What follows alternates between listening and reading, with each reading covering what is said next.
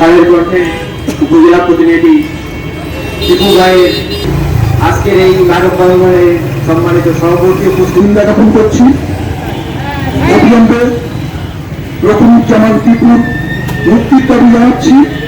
তার বিরুদ্ধে যখন তাদের বিরুদ্ধে একের পর এক অন্যায় হয়, যখন তাদের বিরুদ্ধে নানা রকম অপপ্রচার হয়, তখন তারা বাধ্য হয়ে মাঠে দাঁড়াতে, রাস্তায় দাঁড়াতে বাধ্য হয়।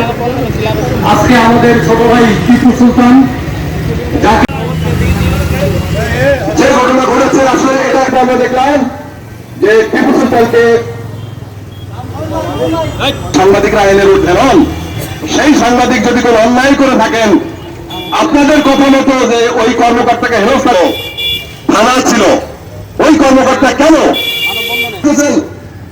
আপনি হিরো যে এমন একটা কলঙ্কজনক কাজ করেছেন, থাকার যোগ্যতা আপনার নেই, আপনি সাইকো হয়ে গেছেন।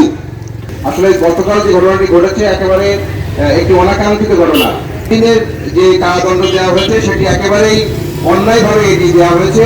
একপাক্ষিকভাবে একজন সাংবাদিককে অন্যায়ভাবে একটি ভ্রাম্যমাণ আদালতের মাধ্যমে সাজাতে দেওয়া হয়েছে। আমরা এই ঘটনার তীব্র নিন্দা এবং প্রতিবাদ জানাচ্ছি।